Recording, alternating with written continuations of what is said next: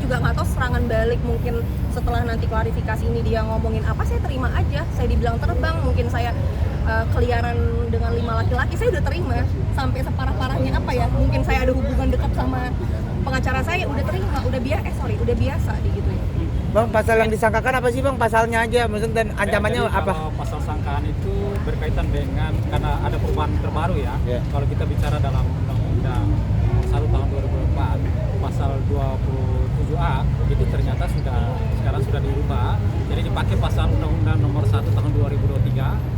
Jadi pasal sangkaannya itu 433 dan atau pasal 441. Di 441 itu untuk pemberatannya sepertiga hukuman dari 433. Tentang apa itu Bang, sama ancaman hukumannya? Pencemaran nama baik. Fitnah dong. Ancaman Hukumannya? Kalau di pasal 433 itu berkaitan dengan hukumannya 9 bulan, tapi dihubungkan dengan pasal 441 yaitu sepertiga tambahannya, jadi bisa 1 tahun lebih. Kak Clara tadi berarti bisa dibilang mantan suami itu halusinasi dan melakukan penipuan juga nggak sih ke orang-orang lain? Gini aja deh, kita bahas yang di lingkup yang memang lagi ada kasusnya terjadi sama saya. Ini boleh ditunjukin buktinya, karena ini masih relate. Kayak dia kan ngadu ke media, pada saat itu dia nggak dikasih ketemu anak segala macam. Wajar dengan saya sebagai orang tua yang memiliki penilaian khusus terhadap tumbuh kembang anak saya terganggu segala macam, saya memang membatasi pada saat itu. Tapi saya sudah buka akses ya. Saya udah buka akses setelah ke KPAI.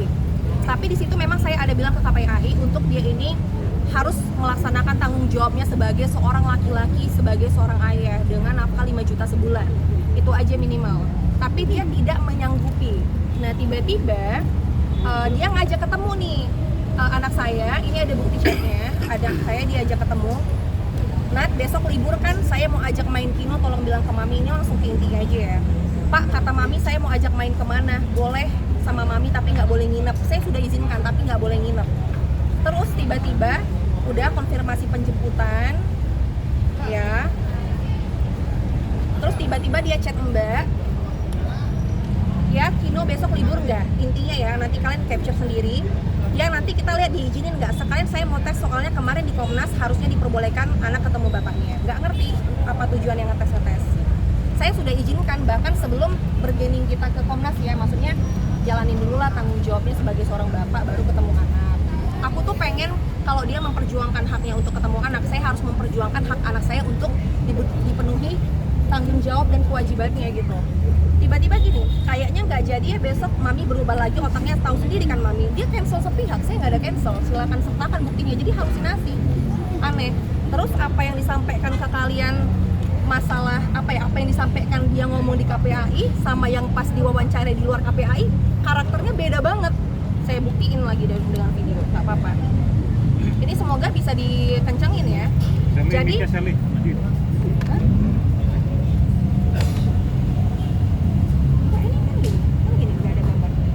jadi ini nanti jadi di video ini saya jelaskan, ini isinya dia tidak menyanggupi untuk mau membayarkan nafkah.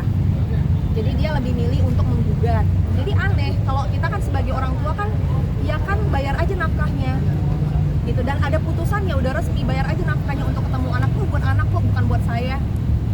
Nih, dia nggak menyanggupi sampai akibat kehalusinasiannya dia, sampai orang Komnas aja bingung dia ngomong apa, sampai ini apa sih tujuannya datang ke sini, bingung. Dia tuh bilang sama kalian ya, suka bilang kayak di sini ada bukti kriminal. Nih. Oh, nggak usah saya tunjukin fotonya ya, orangnya ya, nanti ketahuan lagi ya Pak. Sampai dia tuh nunjukin ini ada bukti kriminal, di dalamnya itu foto-foto anak saya. Makanya aneh, bukti kriminal apa yang dia maksud, nggak ngerti, halusinasi nih. Berikan kerjaan.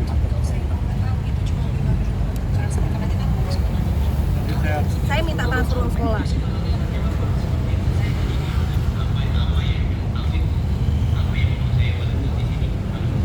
Orang Komnas bingung, dia maunya apa? Tunjukin HP, kalau kayak gitu tunjukin HP dikit. Tapi nggak ada apa-apanya. Ya cuma itu doang. Terus balik lagi ke atas gitu. Nempel ya? Saya nggak bisa, dia udah bilang ya, dia nggak bisa.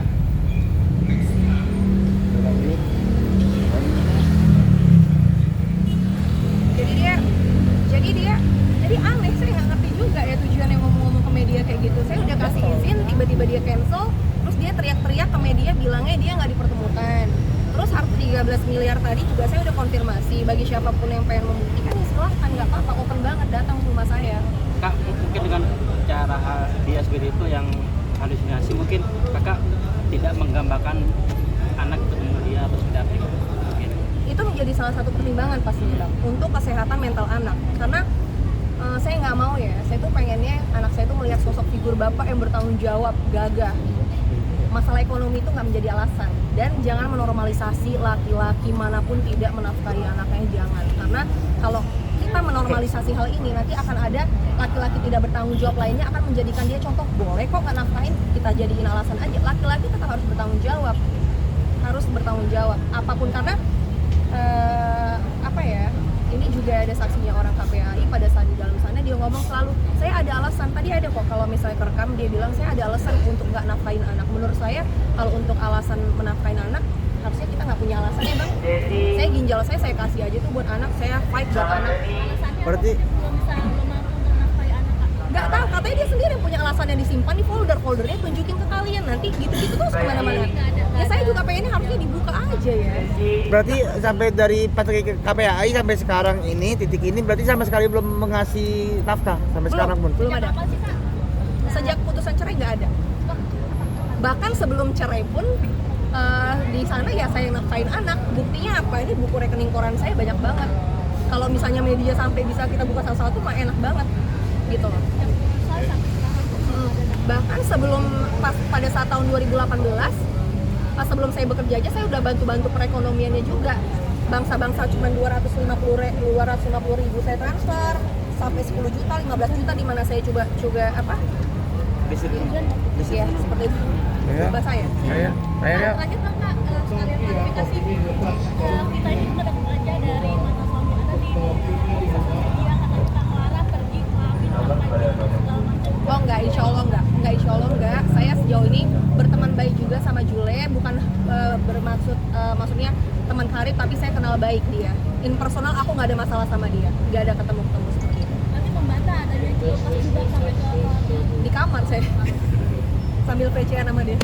mungkin mau bikin ini jadi status atau cuma biasa aja sih Kak? Apa? Fitnahan dibilang ke Enggak lah, biasa aja kan, namanya juga selebgram, ada-ada aja kabarnya. Udah nggak terkejut sih hal-hal kayak gitu, biasa aja.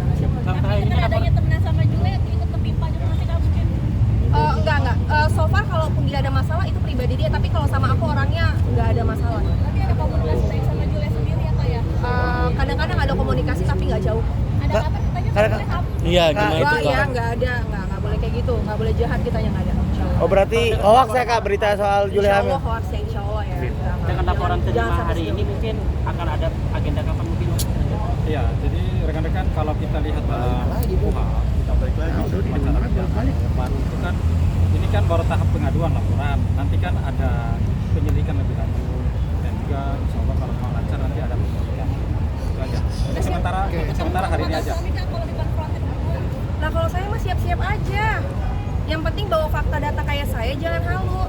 Itu orang tolong ya dikasih tahu ya, biar jangan, maksudnya saya tuh malu banget sebenarnya. Malunya dalam artian bukan melihat kesusahannya, tapi malu ada sosok laki-laki yang gugat sana gugat sini, udah tahu harta hasil pencaharian saya. Kalau depan dia silahkan, karena itu menjadi fitnah kalau dia itu. Dan bukti juga udah bukan ratusan lagi Bang, ribuan ini udah seberat ini, bukti silahkan aja.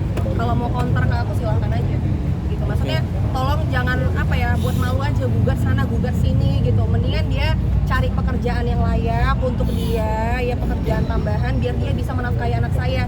Biar 5 juta itu nggak cari-cari alasan kata gunung gini lah apa, nggak penting, nggak ngerti. Dan 5 juta itu putusan pengadilan ya. Tadi abang saya menjelaskan, bantu itu aja. Semoga disadarkan ya, biar Terima kasih ya. Amin. Sekarang